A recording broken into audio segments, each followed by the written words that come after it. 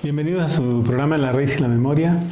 Y en esta ocasión tenemos esta imagen, esta escultura que no saben de quién es. Es de Edgar Castrejón, nuestro escultor favorito. Es un yeti con una cara de alguien parecido. Entonces, el día de hoy lo tenemos por un motivo. Tenemos aquí de invitada a María Inés Delgado Ortiz, que nos va a hablar de los problemas y procesos de una práctica profesional que es la terapia o psicoterapia corporal. Y creemos que todo el mundo tiene algo adentro, algo feo, algo no resuelto, algo no resuelto, algo complicado. Entonces, este personaje representa esta parte como oscura de nosotros.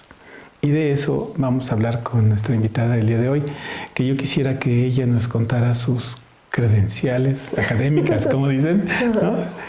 Usted es psicóloga.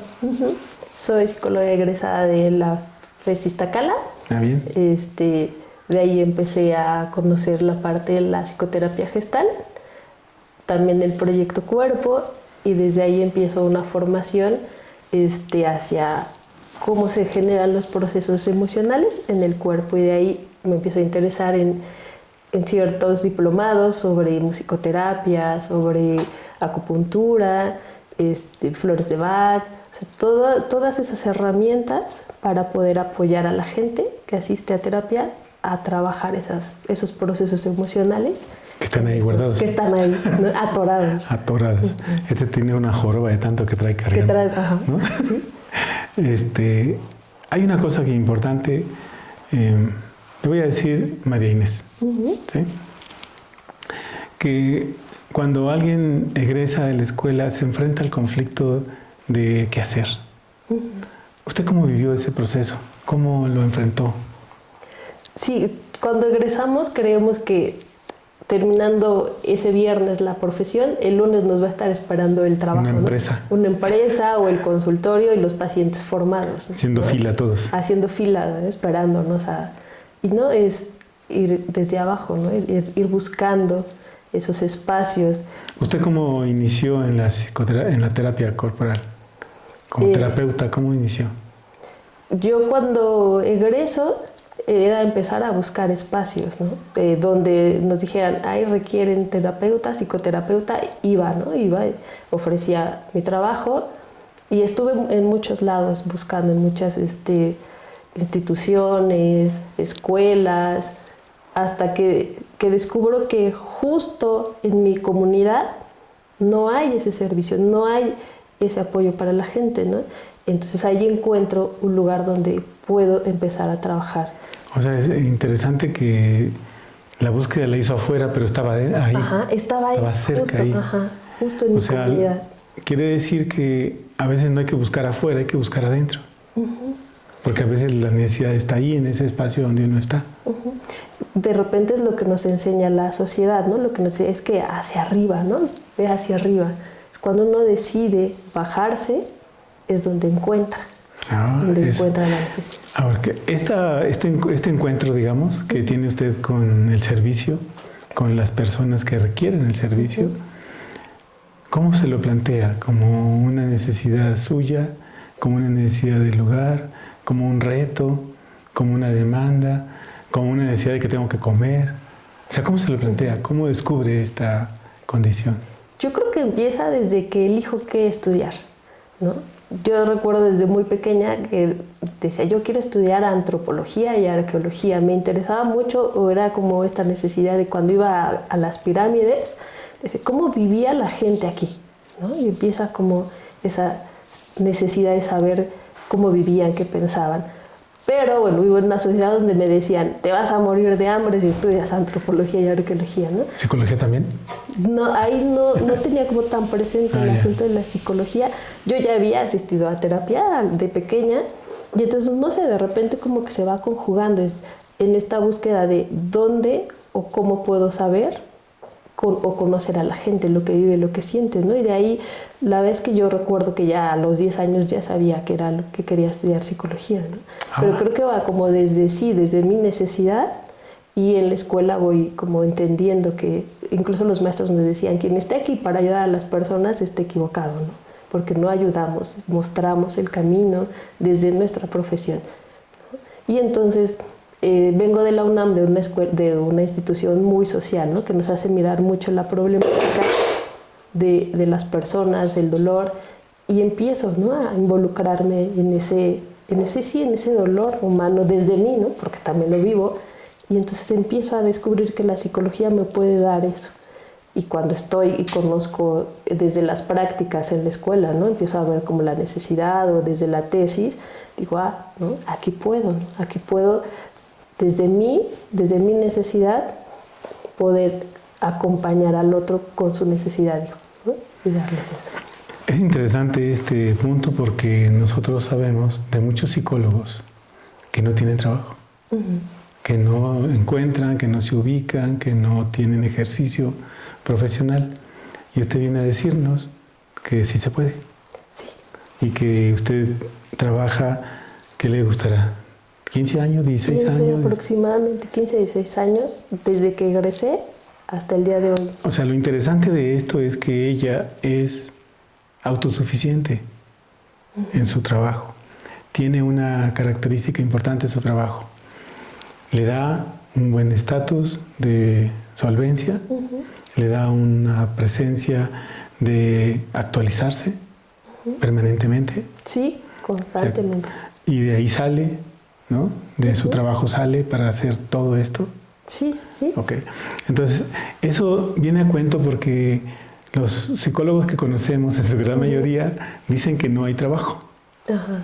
Dicen que no tienen trabajo y que no hay trabajo y pues no tienen trabajo. Podríamos decirles que tienen que voltear a ver a su lugar. Sí, regresar a... Volver a casa, volver a su a casa, espacio. exacto, ¿no? A de donde venimos. Yo siempre decía, a mí la sociedad me pagó la escuela, ¿no? Entonces es regreso, ¿no? Lo que me dieron, en lo más cercano, que es mi comunidad. Claro. Entonces ahí en su comunidad usted es la psicóloga de esa comunidad. Sí, sí. ¿Sí? Sí. ¿Y qué tipo de problemáticas atiende? Bueno, yo trabajo y vivo en Ecatepec, entonces... La hermana república. La hermana república de Ecatepec. Entonces, ahí hay mucha violencia, ¿no?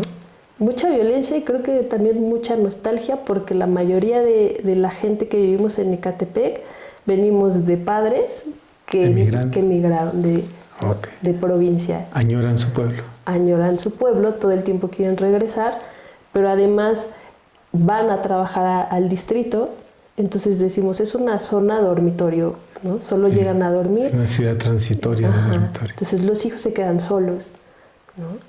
Y eso yo he mirado, he sentido que desde ahí se genera como mucha violencia, no sé pedir, ¿no? Un abrazo, un beso, una compañía y lo hago violentamente. Y entonces creo que desde ahí, al menos esta zona, sí es mucha violencia. Además es el límite, ¿no? Entre el distrito. Así es, el hilo delgadito. Ajá. Entonces, como que nadie se hace responsable de esa zona, ¿no? Hay mucha impunidad. Entonces, es fácil, ¿no? Yo puedo robar en el distrito y cruzo una calle y ya no pasa nada. Y ya no me pasa nada, ya no recibo ese castigo. Y entonces hay mucha violencia. Entonces quiere decir que la condición de su trabajo implica estar viajando en el sentido emocional, psicológico, con este pasado, con este presente violento, con esta ciudad dormitorio y con un proceso que podríamos decir que no tiene mucha identidad. Ok, entonces, porque hay que saber que, usted, estoy seguro que lo sabe, que Ecatepec es uno de los municipios más poblados, más violentos de todo el país. Sí, sí, sí. O sea, no es gratuito que usted entonces esté ahí. Tiene entonces un servicio que atiende problemas de violencia de todo género. De todo tipo de violencia, ¿no? Que es una de las expectativas que tenemos cuando egresamos de la carrera, ¿no? Es de voy a atender depresiones, ¿no? Y cuando estamos ahí voy a atender casos sumamente complicados, ¿no? Desde, sí, nos han tocado o me ha tocado trabajar con mamás de mujeres que han sido muertas por violencia, ¿no? Me ha tocado trabajar con sicarios, o sea, con mucha violencia, nada de la expectativa, ¿no? De lo que trabajamos a lo mejor en la escuela, es sí, autoestima, trabajamos autoestima y trabajamos depresión y es más doloroso, ¿no? Claro. Lo que sucede. Y las herramientas, quizás este tema podría darnos pie a otro.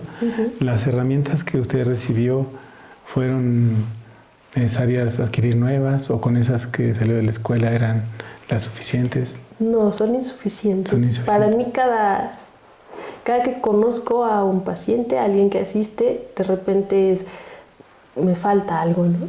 Sí, vengo de la UNAM, de una facultad donde es conductista, donde muy robótico, donde no hay un cuerpo, donde no hay unas emociones, y entonces cuando en mis primeras prácticas era de necesito más, ¿no? Y entonces empieza la búsqueda de otras herramientas. Entonces quiere decir que la realidad de Ecatepec no ha cambiado solamente desde hace unos años, sino que está cambiando permanentemente. Constantemente, sí. Y entonces esa realidad no le incluyen a veces los planes, los programas, los maestros. Sí. O sea, no se incluye en ese proceso formativo. Creo yo que nos dan una base para entender el cuerpo, la mente, pero es para entender cómo funciona la mente. Pero siento que en mi caso no tenía las herramientas para eso. ¿Y cómo resuelvo ahora este cuerpo o esta mente, ¿no? Y es buscar. ¿Y cómo llegó a este proceso corporal? ¿Cómo entró a este proceso? Desde la escuela, desde el proyecto Cuerpo, conozco a quien me da clase, quien me da el primer acercamiento, es un profesor René Alcaraz, donde nos empieza a hablar de ¿y qué tal si le damos un masaje a la persona, ¿no? Al niño con discapacidad? Después conozco al maestro Gerardo Chaparro, que es con el que hago la tesis, y desde mi idea de trabajo autismo, pues, ¿y si lo miramos desde el cuerpo? Claro. Y si miramos en lugar de acá el cuerpo, y si lo sentimos, y desde ahí empiezo, ¿no? Empiezo a acercarme al proyecto Cuerpo, de ahí yo dije, bueno, sí, pero necesito entender más cómo este proceso. Me acerco a la psicoterapia gestal. Cuando estoy ahí, empieza a bajar, ¿no? Es de, sí, esto que sientes o que crees que estás sintiendo o lo que estás, ¿no? Y entonces empiezo a buscar y encuentro la musicoterapia, la bioenergética, la acupuntura, ¿no? Y entonces es tener más herramientas para poder, ¿no? Porque esa realidad que usted tiene supera cualquier teoría. Claro, sí. O sea, no hay teoría que pueda explicar esa condición, ¿no? Entonces un cuerpo violentado, ultrajado, abandonado, mezclado con este estrés, esta angustia, no da una buena... Sí, no, es como sentarme en el consultorio y hablar con una chica que ha sufrido una violación. Desde acá es imposible, no funciona porque está acá, ¿no? Lo está sintiendo y el cuerpo lo está recibiendo, ¿no? Muy bien. María Inés, vamos a hacer una pequeña pausa. Se ha ido el tiempo muy rápido y vamos a regresar. En un momento volvemos.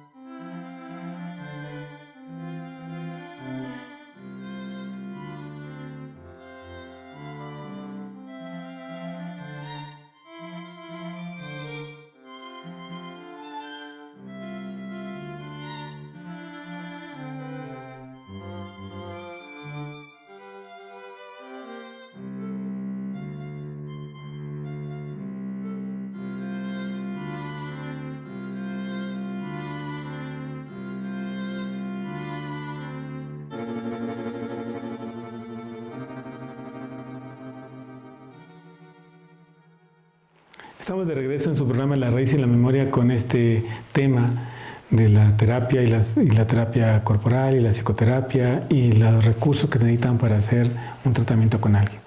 María Inés es una terapeuta, digamos, de punta, porque así es, porque no hay terapeutas como usted. O sea, y sobre todo independiente, sobre todo autosuficiente. Y eso es muy interesante porque permite plantear que la necesidad de dar una terapia y un servicio tienen una relación estrecha con la condición del sujeto. Usted eligió. Sí. Sí, esta elección es muy importante. Entonces vamos a ver, que nos cuente cómo es esta elección. Ya nos dijo cómo la hizo, pero esta elección la llevó a la terapia. Entonces, ¿cómo es un día de terapia de María Inés en el barrio, en la Hermana República de Ecatepec, ¿no? ¿Cómo es un día? ¿Cómo trabaja? ¿Cómo inicia el día? Pues es empezar a llegar a preparar el espacio, ¿no? Que quien va y se sienta bien recibido, que se sienta en casa, Eso. Que se sienta sobre todo en un lugar seguro, Eso es. un lugar cómodo, ¿no? Creo que esa es la primera condición para cuando uno llega. Mucho ojo. Sí, Mucho ojo. porque hemos dejado de hablar con el otro, porque el otro nos juzga, nos critica, nos hace sentir vergüenza, ¿no? Nos hace sentir que no requerimos de estar cómodos, que no tenemos derecho a. Ok. ¿No? Y entonces en el espacio que les doy intento que sea un espacio sí bonito, sí cómodo, sí agradable, y la manera en cómo los recibo también, ¿no? Es sin juzgar. Nunca hace juicios. Nunca. Eso no. Es muy importante en la terapia. Sí. Porque creo que es de lo que más luchamos los psicólogos, con la vergüenza. La gente no habla por vergüenza, porque tiene miedo a ser juzgada, ¿no? Entonces sí intento que el espacio, que mi manera de dirigirme sea un espacio sobre todo seguro. Siempre enfatizo mucho con ellos. Estás en un lugar seguro, ¿no? Aquí no vamos a hacer nada que no quieras hacer, que no estés dispuesto, todo es a tu tiempo, ¿no? Y no va a salir de aquí la información. Claro, sí. Nunca va a salir. Sí, esa confianza, ¿no? De igual decirles, yo también he estado de ese otro lado, ¿no? También me he sentado en esa silla y sé lo que tú estás sintiendo en este momento. Y es nervio, y es miedo, y es vergüenza, ¿no? Entonces somos iguales, porque desde la psicoterapia corporal, la gestal que yo trabajo, decimos es un encuentro entre dos seres humanos, entre iguales, no es, ¿no? Como en otro tipo de terapias está el escritorio, sí, yo acá y del otro lado, no, es así, igual, ¿no? Entonces somos dos seres humanos que estamos, que tenemos un monstruo dentro. Sí. ¿No? Y desde ahí empieza, ¿no? El primer proceso creo que lo más importante es el primer encuentro, el dar esa confianza, el que el otro se sienta mirado y escuchado. Sabe que existe. Y luego, ahora, después de esa sesión, él va a saber que existe en su memoria, que aquí alguien se ocupa de su problema. Eso es muy importante, Sí. Porque hoy día no existimos en la cabeza de alguien. Cuando no existimos en la cabeza de alguien, tenemos un problema, no tenemos un asidero. Sí, somos un número. Así es, una estadística borrosa. Y también somos alguien anónimo en la urbe. Bueno, Ecatepec es mega urbe, más allá de la mega, ¿no? Sí. Entonces eso significa que en ese espacio que usted construye o que usted les ofrece a los pacientes, se crea un vínculo, se crea un ambiente, una atmósfera también. Sí. Y en esa atmósfera, ¿cómo es el proceso? Ellos vienen, regresan, van. Sí, normalmente la sugerencia es asistir una vez por semana. El proceso, la terapia o el encuentro dura de 45 minutos a 1 hora, y es constante, ¿no? ¿Cuánto dura? Siempre me preguntan, ¿y cuánto tiempo voy a estar en terapia? Y la respuesta es, depende de cuánto quieras tú trabajar, avanzar, porque mi trabajo contigo es aquí 1 hora. El trabajo duro es tuyo, porque tú estás 23 horas, ¿no? Contigo. Al día contigo, ¿no? Me toca 1 hora, entonces depende de qué tanto quieras, ¿no? ¿Y cómo responde la gente ante eso? Sí, regresan, ¿no? Entonces regresan, entonces les gusta. Sí. Desde la primera sesión, porque la primera sesión es solo eso, conocernos, encontrarnos, Y siempre, cada que termino, les pregunto, ¿cómo te sientes? Y desde la primera sesión es de me sentí bien, ¿no? El hablar ya me hizo sentir bien. Yeah. Ahí no hay movimiento corporal todavía, es solamente la socialización entre el terapeuta y... Y depende de la persona. Hay personas que pueden llegar sí muy con una crisis y entramos inmediatamente al trabajo. Sí, sí. A ver, cuéntenos un caso de esos. ¿Cómo está una crisis? Alguien que le haya llegado en crisis, así. Por ejemplo, pueden llegar como de, es que vengo porque siento que no puedo respirar. Ya, una crisis de angustia. Ajá, de angustia. Y entonces no pregunto qué piensa. Claro. Me enfoco y ¿dónde sientes que no, que se te atora esa respiración o qué es lo que estás sintiendo? Y empieza, ¿no? la descripción hacia el cuerpo. Vivimos mucho acá, entonces procuro siempre bajarlo, ¿no? Siente. Desde la confianza, porque ellos sienten que se van a morir, no están respirando, ¿no? Y es confiar, ¿no? Estás en un lugar seguro, vamos a intentar. Checa, date cuenta que no te estás muriendo, ¿no? ¿Te está costando respirar? Sí, pero sigues vivo, ¿no? Sí, y es cuando respira. Sí, sigo vivo. No me he muerto. No he llegado a la terapia ahí en el cielo. Sí, porque al final nos da miedo, creo yo y lo he vivido, nos da miedo la emoción del otro.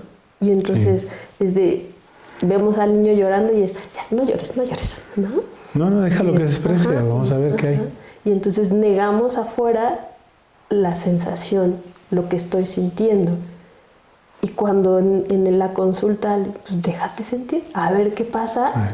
Es de, no me morí por llorar o no me morí por, no es malo sentir miedo. Sí estoy respirando, ¿no? Sí. Y desde ahí empieza, ¿no? Entonces, ese punto de la crisis de angustia, digo que está de moda, ¿no? Hay mucha gente con eso. Bueno, no es que esté de moda, sino que no encuentran respuesta a su condición corporal y el único recurso es quererse ahogar, ¿no? A veces para llamar la atención, a veces para conseguir algo, pero al fin es un recurso, ¿no? Entonces, una crisis de esas no se compara con otra crisis, digamos, de abuso, de violación, de asesinatos, no se compara. No, son distintos. Son distintos. Entonces, mi pregunta va encaminada a esta parte donde el recurso terapéutico que usted tiene usted un arsenal ahí, ¿no? Sí. Tiene varios recursos. Entonces dice, esta le va bien, esta no le va bien, esta sí, esta sí. Hace una selección en función del cuerpo, en función del estado emocional, en función de cómo lo ve. ¿Cómo hace esa selección? En función del cuerpo, de lo que piensa y cree en la persona. Porque, esto es importante, lo que cree. Sí, porque hay personas que vienen a terapia desde acá, ¿no? Desde las técnicas científicas. Ok, vamos hacia allá. Y hay personas que me dicen, es que yo ya fui con el herbolario, yo ya fui a que me hagan una limpia. Entonces me doy cuenta que pueden creer, ¿no? En la otra parte. Y entonces, bueno, existe esto, ¿no? Cuando ellos llegan a la consulta estos son mis recursos, ¿no? Podemos trabajar el cuerpo, podemos hacer dibujos, escribir, gritar, cantar, poner aromas, florecitas de Bach. O sea, les platico todo lo que sé, lo que puedo aportarles. Y entonces, ¿no? Hay variedad. Hay para todos los gustos, las creencias. Sí. También les voy a hacer terapia cognitiva. Sí, órale, también, ¿no? Sí. Sí, eso quiere, eso hacemos. Al tiempo puede ser que no funcione, sí funcione, pero se hace. ¿No? O les invito, ¿no? Siempre hay como una invitación, ya lo trabajamos desde acá. ¿Qué pasa si intentamos hacer esto? ¿No? ¿Qué pasa si intentamos hacer una postura de bioenergética? ¿Qué es eso? Vamos a hacerlo. Después te explico científicamente cómo es, pero ¿qué tal si intentamos por ahora pararnos de esta manera, ¿no? Y entonces la gente confía y empieza a sentir y a confiar en su cuerpo. Sí. Entonces, me sentí bien haciendo toda esta postura, ¿no? Qué extraño. Me puse así y luego ya cambió. Ajá. Ok. Sí. Eso tiene una buena respuesta con la gente. Entonces se le trae a otro. Sí, claro. Y trae a otro, y a otro, y a otro. Lo interesante de esto, y tocamos este tema porque eso permite ser completamente independiente. Y es algo que se necesita en estos tiempos. Porque lo otro es someterte a una institución, a un espacio donde no tienes la posibilidad de experimentar, explorar, crear nuevas formas de intervención. Sí, que en las instituciones públicas duran media hora una sesión y lo citan cada 6 meses, ¿no? Sí. Pues sí, sobrevive o qué. Sí, y normalmente, por ejemplo, en el IMSS, vamos con el psicólogo solo para que haga una evaluación que necesita mandarlo al psiquiatra para que le dé un medicamento. Órale. ¿No? Y tarda eso un buen rato. Sí, 6 meses es lo que dura, que sé, ¿no? Para mandarlo al especialista son 6 meses, y mientras la persona se tiene que aventar 6 meses con esa crisis de ansiedad o depresión. Por eso, vamos a ponerle así, el éxito de su trabajo consiste en que usted da respuestas prontas, inmediatas y funcionales. Sí, sí. Funcionan. ¿Hay casos donde no haya funcionado? Seguramente muchas veces sucede que van por una cuestión, ¿no? Porque dicen, es que yo ya sé lo que me pasa, ¿no? Okay. Y lo trabajamos y vamos rascando y vamos descubriendo que había otras cosas debajo de eso, ¿no? Pero sí, o sea, la verdad es que sí funciona. He tenido familias enteras, ¿no? O sea, va el hijo y entonces de repente platico con la mamá y se interesa, le digo, es que ¿no? hay un patrón de conducta, se ha repetido durante muchas personas en tu familia, y sí, de verdad que ha habido familias enteras que van conmigo. Muy bien. Entonces, eso significa que hay una buena aceptación. Sí. Y también implica que la terapia es altamente funcional. Entonces, aquí viene otro punto que creo que nos interesa bastante. ¿Cómo es que este trabajo terapéutico puede ser enriquecido permanentemente por alguien que se actualiza, viene, tiene la oportunidad de ver que ese proceso se da en los cuerpos, y entonces usted elige, usted decide la terapéutica, decide la forma de cómo hay que trabajar con el otro, pero en función de este proceso que tienen los sujetos? Ahí hay un punto que usted diga, no, pues es que con esta herramienta tengo, ya no busco. ¿O siempre hay cosas nuevas en los pacientes que la obligan a buscar otras condiciones? Sí. Sucede que de repente no tengo respuesta, ¿no? No tengo intentamos esto y no funcionó, porque siempre es con el paciente de, ¿qué te parece si intentamos esto y a ver qué pasa?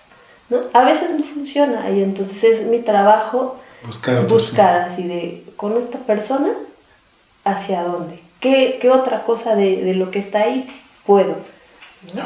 Y eso me lleva a decir, cada día necesito más herramientas, porque están ahí las herramientas, ¿no? Es cuestión de uno como profesionista, como psicólogo, ir a buscar más. Muy bien. María Inés, vamos a hacer una pequeña pausa y ahora regresamos.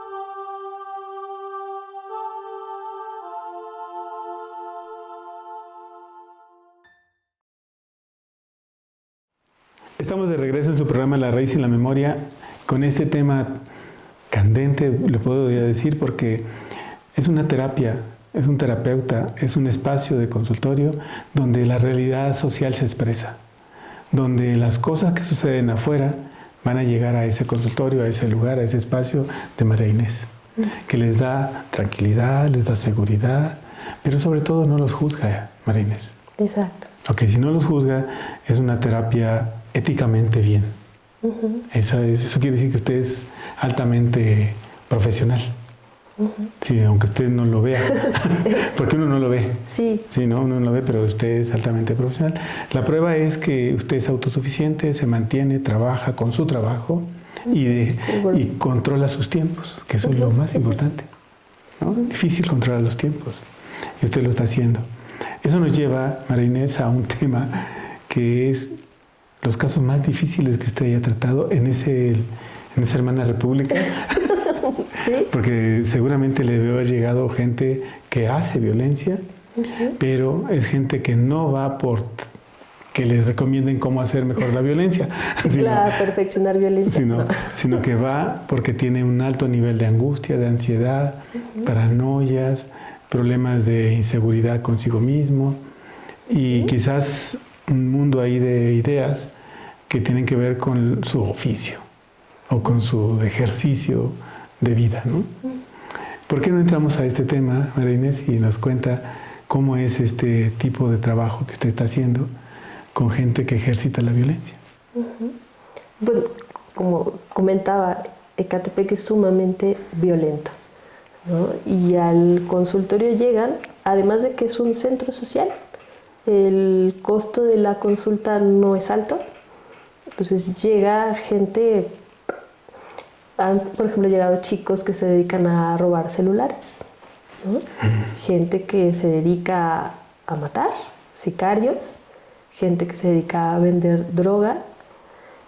Y siento que es como se ha ido pasando la voz de en ese lugar no se juzga, ¿no? Ven al ser humano. Y lo primero, cuando llegan personas así, sumamente violentas, lo primero que les digo es, yo entiendo que no naciste así, ¿no? No nacimos así. Eso es. ¿No? Nos fuimos construyendo. Y entonces, como no naciste así, no te voy a juzgar. No eres ni bueno ni malo.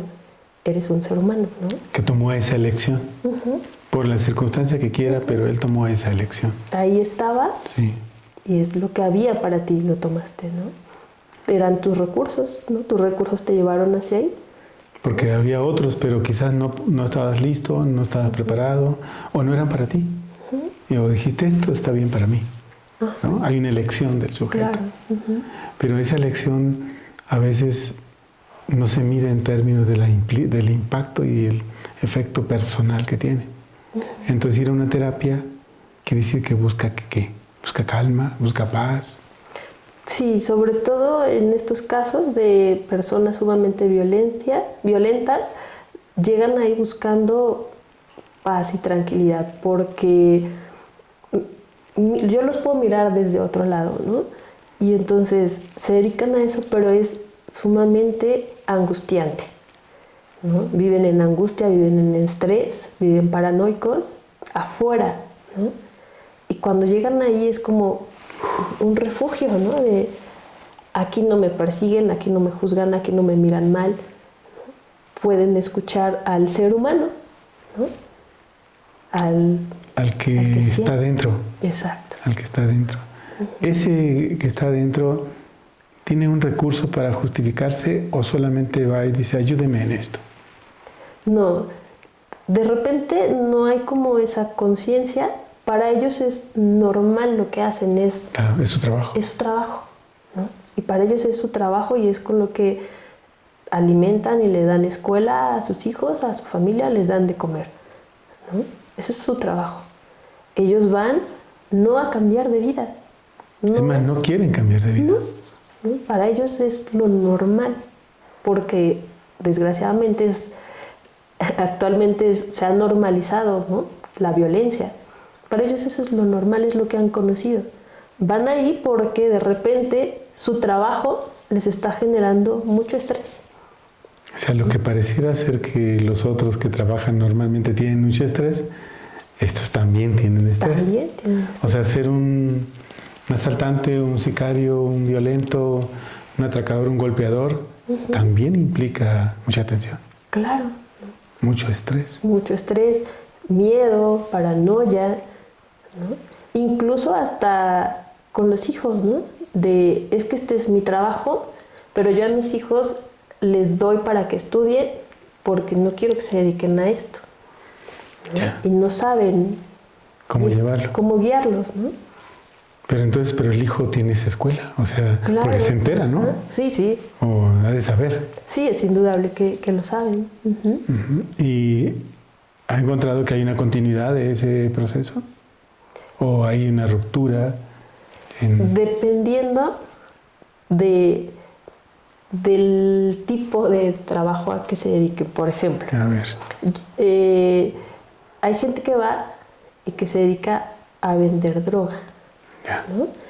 Yo he encontrado que en ellos sí hay una historia de no se cubrieron necesidades básicas, ¿no? Comida, alimento, casa. Sí.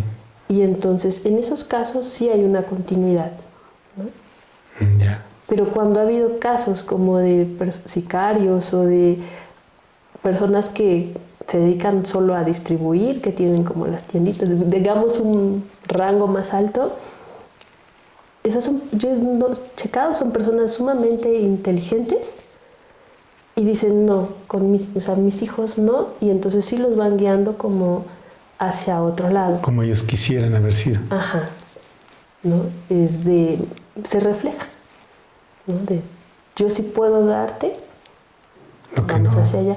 Y en estos casos, en estos personajes, no lo hicieron por unas necesidades básicas, ¿no? Alimento, comida. Tal vez fue a partir de una necesidad de ser mirados, de ser reconocidos. Una carencia de reconocimiento. Ajá.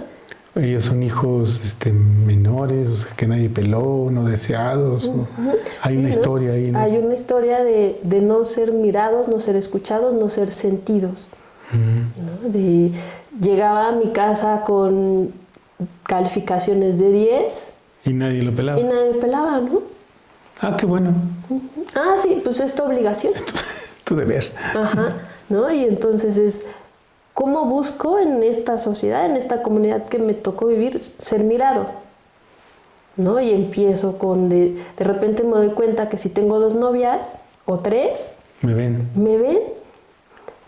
Y si empiezo a consumir alcohol y drogas, me ven más todavía. ¿Y qué pasa cuando las empiezo a vender? ¿Y qué pasa ahora que tengo a quien venda, ¿no? Entonces ya soy reconocido, ya tengo un nombre. Tiene poder. Tengo poder y soy mirado. Y se está cubriendo esa necesidad emocional, no tanto esa necesidad básica de alimento, de sobrevivencia. Pero sí, yo pienso, es una sobrevivencia emocional.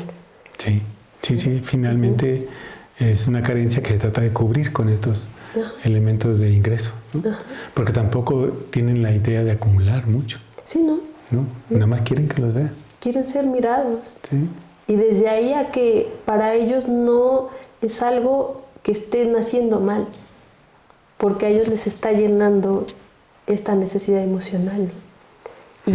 Y cómo pedirles, ahora déjalo, porque es regresar a ser un anónimo. Ser un fantasma, a no ser mirado, no ser escuchado, ¿no? Uy, la tiene complicada. Porque ahí es un círculo vicioso que lo atrapa esta idea del reconocimiento y el vacío que tiene. Exacto. Entonces quiere decir que no lo va a dejar. No. Y eso lo mete en riesgo, porque puede perder la vida. Porque al final justo por eso no van a dejar de hacer lo que hacen. Porque a ellos les está dando esto, ¿no? El sentirme mirado, el sentirme escuchado. Entonces no van a eso. Van porque se sienten ansiosos, porque se sienten perseguidos, porque se sienten, ¿no? Entonces la idea es, ayúdeme a controlar esta ansiedad, porque pues, yo estoy haciendo bien mi trabajo, he prosperado, pero el fruto del prosperar es mucha ansiedad. Y por ejemplo, ahí como psicóloga es trabajar con mi ego, ¿no? Porque mi cuestión moral es de no tendría que hacerlo, ¿no? Entonces ahí donde rompo y digo, a ver, no, estoy con un ser humano y su necesidad es esta. Y vamos a trabajar sobre lo que él está pidiendo, no con lo que yo creo que es lo correcto. ¿no? Y entonces trabajamos hacia allá. Pero ese es un tema, ¿no? Sí, claro. Es un tema, como dicen los periodistas, de gran calado. Porque ahí hay un problema de fondo, ¿no?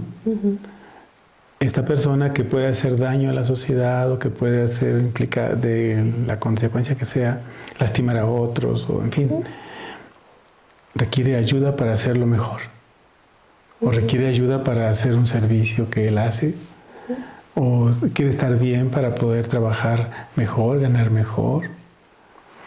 Híjole, es una cosa... Es un tema, sin embargo, pasa que a lo mejor hacia la sociedad esa persona va a seguir hiriendo. Pero sí hay un cambio en su familia, porque van y aprenden que hay ciertas cosas que hago, que digo, que lastiman y hieren a mi pareja y a mis hijos, y ahí sí hay un cambio, ¿no? Yeah. Y entonces ese hijo ya fue mirado por su papá, y ahí está el cambio. Cambió la relación. Cambio la relación. Entonces ese hijo ya no va a salir a... Ya no sigue ese camino. Ya no sigue ese, ¿no? ese camino. Entonces quiere decir que hay una prevención, digamos, muy sutil, muy fina, donde el otro no repite el patrón. Claro, porque además hay un proceso de conciencia corporal en esa persona que fue. Es decir, llegan ahí sumamente ansiosos y pues es que no quiero que esto lo viva mi hijo, ¿no? Sí. ¿Qué puedo hacer para que no lo viva? Es darle otra opción, ¿no? Míralo, escúchalo, quiérelo, ¿no? Para que entonces él no tenga que salir a buscar eso mismo que tú no tuviste. Y ahí hay una ruptura y puede haber como ese cambio de camino. Entonces está bien enfocado el proceso, porque en el fondo es un proceso de prevención que el otro ya no hará. Pues claro, va a aparecer otro en otro lugar, pero no será de este grupo. Claro. Serán de otro lugar, ¿no? Y al rato el otro también puede pasar el mismo proceso y entonces puede irse minando eso. Sí, sí. Porque es un punto neurálgico el hecho de resolver este problema de la ansiedad, pero ¿por dónde viene? Por reconocimiento. En el caso de los que son sicarios o que son gente que se dedica a secuestros y esas cosas, las personas también viven el mismo proceso de culpa, pero dijimos que era por carencia. Entonces esos nunca van a tener entonces esa llenadera. Se convencieron a sí mismos de que es un trabajo que alguien lo tiene que hacer y alguien lo va a hacer, así que... Si ellos no lo hacen, alguien lo va a hacer. Entonces yo lo hago, ¿no? O sea, si dejo de hacerlo, pues de todos modos va a haber quien lo haga. Así que lo hago yo. Es un trabajo. Entonces, ¿cómo hacer este trabajo terapéutico? Dominan su ansiedad, pero su práctica no cambia. No cambia y les hablo, ¿no? De los alcances, o sea, sí es como muy claro. Vamos a bajar tu ansiedad, pero no va a desaparecer, porque tú ya te diste cuenta o ya trabajamos el darte cuenta de dónde surge ese proceso de ansiedad. Entonces, mientras no quites esto, va a seguir la ansiedad. Entonces, aprende a bajar niveles de ansiedad, pero no va a desaparecer, ¿no? Y está bien, lo sé, ¿no? Sé que hasta acá puedo. No voy a hacer más porque no quiero hacer más, porque ese es mi trabajo, ¿no? Claro. Muy bien. Se pone candente y caliente la cosa. Vamos a hacer una pequeña pausa, María Inés, y regresamos en un momento.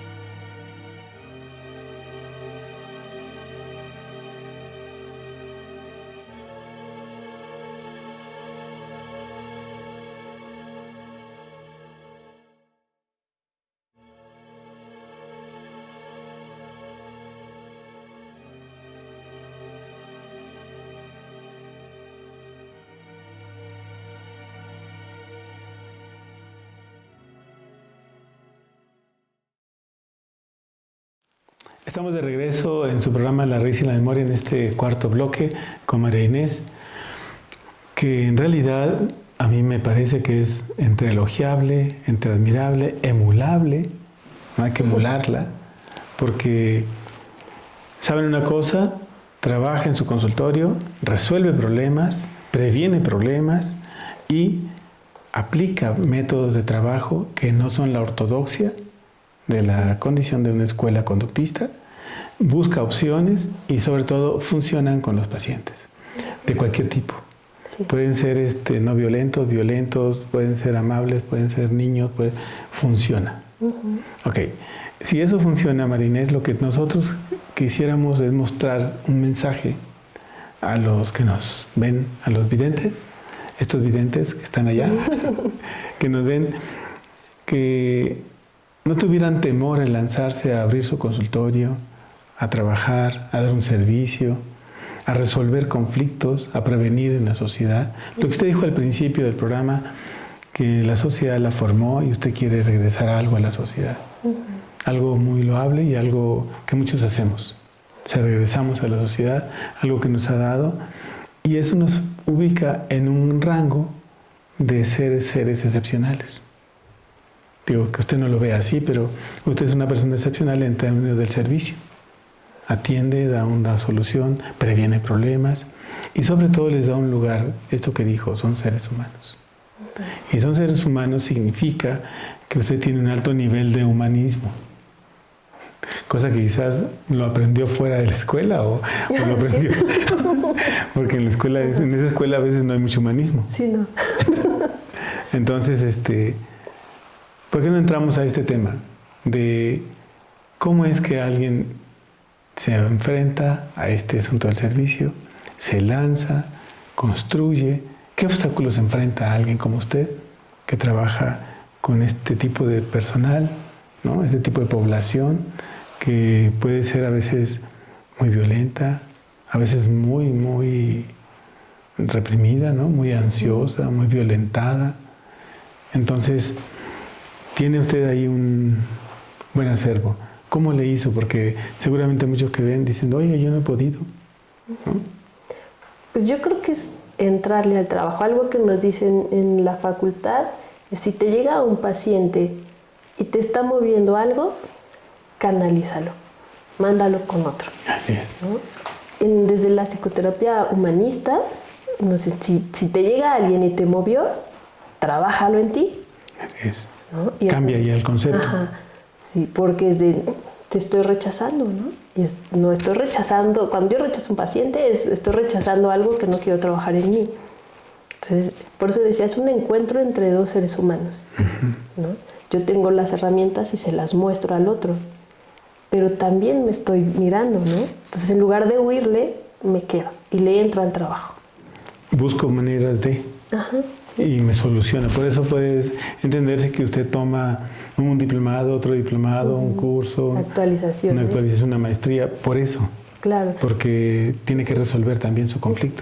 Y es importantísimo, ¿no? Que cuando nos dedicamos a la psicoterapia, nos dicen y constantemente, ¿no? Asiste a terapia y ten un apoyo, ¿no? Un psicólogo que te supervise, que te esté dando ese apoyo, porque somos seres humanos, sí, ¿no? Y nos miramos en el otro. Porque si no nos pudiéramos mirar, entonces siento que no hacemos como bien el trabajo.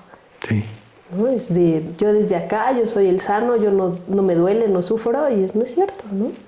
Todos tienen una... Todos tenemos. Una fisura, ¿no? Claro. Hay algo, por eso decíamos del personaje, ¿no? Hay algo adentro oscuro, o no resuelto, a veces no es oscuro, sí, no a veces es no resuelto, ¿no? Y a veces tampoco ni es oscuro ni es no resuelto, es algo que no quiero ver. No lo quiero ver porque abre una memoria, ¿no? O abre un sentimiento, un recuerdo que me va a lastimar. Bueno, entonces, un terapeuta debería entonces estar recibiendo una orientación o una terapia y una actualización. Actualización y supervisión, ¿no? Estando acompañado de otro psicólogo, porque de repente ese otro psicólogo mira cosas que yo no estoy mirando y me ayuda a mirar ya lo viste, ya viste de acá, porque yo lo estaba viendo de acá, ¿no? Sí, sí. Entonces él me hace, si lo miras de acá, ¿qué pasa? Sí, ¿no? apruébalo. Entonces, eso es aprendizaje y eso como psicólogos hay que entrarle, ¿no? Porque hay muchos psicólogos que no van ni a terapia y que no, además no reciben ni cuidado corporal. Claro. No reciben quizás un masaje o sí, para quitarse la tensión después de recibir a 2 violentos. sí, es lo que me dicen mis pacientes. ¿Y cómo le hace después de esto? ¿Se lleva todo esto a su casa? No. No hay, cada uno encuentra como su manera de soltar, de dejar ahí el trabajo, ¿no? Uno camina o practica natación o hace cosas, ¿no? Para no cargar eso y la terapia y las técnicas y la constante actualización es importantísimo, ¿no? Entonces usted deja lo que contó el otro ahí en su consultorio o lo va a dejar en algún lugar. Eso es mío. Sí. Y que al principio, cuando recién egresamos, nos pasa a todos los psicólogos. Sí, nos lo llevamos a casa, ¿no? Y pero sueñan, viven con eso, hablan de eso. Claro. Y a veces eso de repente pudiera ser que lo que nos asusta recién egresados, ¿no? Pero si tenemos como ese apoyo, creo que las cosas fluyen más. Entonces, sí, es entrarle, ¿no? Si nos queremos dedicar a la psicoterapia, es entrarle al trabajo sin tenerle miedo, porque el otro no es un monstruo. Exacto. ¿No? Así se pinta, pero no es. Sí, así llegan, pero no. No son. No son. Ya se les cae el ropaje y aparecen lo que son. Sí, lo que aun cuando son tan fieros o tan asesinos o tan violentos o tan... Todo aparece el lado humano de ese sujeto. Sí, claro. Normalmente llegan a terapia y me dicen, es que quiero cambiar. Y les digo, no, si quieres cambiar no llegaste al lugar adecuado, porque ir a terapia no es cambiar. Ir a terapia es regresar a esa perfección de ser humano, ¿no? Como seres humanos nacimos perfectos. Nuestra historia y la construcción de la sociedad, de nuestra familia, de lo que comemos, de lo que respiramos, nos va construyendo grietas, maneras de estar, de movernos, ¿no? Y no vas a cambiar, más bien es regresar a lo que tenías que haber sido, ¿no? Como te construyeron, como naciste. Este proceso de cambio a veces no se realiza en el otro, en el que va a la terapia, pero tampoco se realiza en el que está haciendo la terapia. Decimos que si este no cambia, el otro tampoco cambia. ¿Hay esa relación? ¿Usted encuentra esa relación? Sí. Si yo no he resuelto algo en mí, y si yo, por ejemplo, si yo respiro mal, ¿cómo le muestro al otro a respirar de una manera adecuada, ¿no? Entonces aquí hay una exigencia, un compromiso profesional más serio en el campo. Cuando no se tiene un jefe, no se tiene un supervisor así inmediato, aquí interviene la ética. Entonces la ética juega un papel importante. ¿Usted cómo maneja este problema ético en la relación con el terapeuta, con el de la terapia? Yo lo vivo desde que veo la sociedad y la veo dolida y la veo sufriendo y veo un planeta sufriendo. Y desde ahí siento que es mi compromiso, ¿no? A mí me toca esta trinchera y desde ahí siento que manejo como mi ética, ¿no? Eso es. Nadie me está obligando a actualizarme, nadie me está obligando a ir a terapia. Es parte de mi compromiso de estar con el otro. Desde mi trinchera hacer que esta sociedad y que este planeta deje de sufrir. No voy a cambiar todo el planeta. Me toca esto. Pero tiene un efecto, sabemos que eso es el efecto dominó, es el efecto mariposa, o sea, ¿no? Tiene un efecto en otro lugar. Eso nos lleva a un punto, María Inés, que es el problema de cómo es que yo hago un ejercicio como profesional y eso que yo vivo, hasta dónde pega en mi vida. O sea, porque ya dijo que lo dejaba, que lo tiraba, que lo matía. Pero yo creo que no. O sea, yo creo que hay algo todavía más profundo que quizás lo mantiene con vida en ese tramo de decir, yo tengo que seguir haciendo, yo hago. Podría yo pensar que hay un amor a la condición humana de fondo. Todavía tenemos confianza, tenemos esperanza y eso es muy alentador en su trabajo. Porque hay gente que se desanima y se desmoraliza y ya no trabaja con nadie. Es más, hay gente que dice, yo no voy a tratar a ningún ansioso, ningún depresivo. Yo nada más puros niñitos que así que no quieran aprender a leer, ¿no? Sí, sí. O a puros papás así, corajudos, ¿no? Eso es una elección, según yo lo veo. Pero esa elección implica un gran compromiso. ¿Usted cómo se engancha con ese compromiso? Yo creo que me alimento cuando veo al otro avanzar, al otro crecer, al otro deshacerse de este dolor, que es que me duele el hombro, pero ahí había una emoción, ¿no? Cuando Así descubro que, o vemos y descubrimos y nos damos cuenta, él y yo, que aquí ya no duele, es como ya, vamos bien. Va avanzando bien. Vamos avanzando, ¿no? Porque ahí hay un punto, Marinés, que uno dice, a ver, hay una frontera entre lo que el otro construye y lo que yo interpreto, ¿no? Pero cuando yo interpreto correctamente y luego le doy la salida, entonces pienso que me puedo engolosinar, ¿no? Pienso que puedo perder un poco de piso, digamos, ¿no? Pero también pienso que es muy alentador que yo vea cómo alguien despierta y cómo tiene un efecto secundario en su familiar, en su hijo, en su prima, en su mujer. O sea, hay un efecto. Y ese es un gozo. Sí. Pero es un gozo que nadie puede dar en ninguna institución, en ningún otro espacio, más de que su trabajo personal en relación a una psicoterapia. ¿Sí? Ahí pensamos de la realización del sujeto. ¿Usted piensa que está realizada en esa condición del sujeto? Sí. ¿Sí? Sí, sí. Podemos hablar de que se ha tenido una autorrealización en esta práctica profesional independiente. Yo lo miro así, es un crecimiento personal, o sea, porque me nutre, ¿no? Me nutro como ser humano, ¿no? El sentir al otro, ¿no? Y me siento satisfecha Sí. cuando lo hago. Y cuando me pongo, o sea, cuando veo que no estamos avanzando, ¿no? Busco y busco y busco. Y cuando logramos encontrar es de... Ya descansé. Descansé Salió y el es otro. como de, qué rico, ¿no? Muy bien. Pues, ¿Alguna recomendación? Porque si quiere dar usted su número o para que alguien la quiera consultar, si alguien la ve. pues la Porque está, primera porque está en la República de Ecatepec. Sí. ¿No? Y hay un montón de gente ahí. Sí. ¿No? Pues la primera recomendación es a mis colegas psicólogos, entrémosle al trabajo. Éntrenle. Entrémosle. O sea, no estén de flojos, éntrenle. Sin miedo, ¿no? Y a la gente es, acérquense, porque tenemos la idea todavía que los psicólogos son como para locos, ¿no? Y cuando llegan ahí se dan cuenta que no, Que es para gente que quiere ser mejor, que quiere sentir, que quiere sentir, que quiere volver a casa. ¿no? Y todos hay que entrarle, ¿no? Sí, sí. Terapeutas, psicólogos y la gente que necesita, ¿no? Que quiere ese encuentro, ese apoyo, ese acompañamiento de alguien profesional. Ok. ¿Y cómo la localiza la gente? O... Bueno, pues mi número celular es 55 14 86 94 45. Igual por mi nombre está el Facebook, ¿no? Bien. Psicóloga María Inés Delgado Ortiz. Pueden ustedes buscarla, la googlean, ¿no? Y va a aparecer lugar, forma, manera, citas, no sé. Pueden contactarla, ¿no? Pues muchísimas gracias, Gracias, Inés, por venir.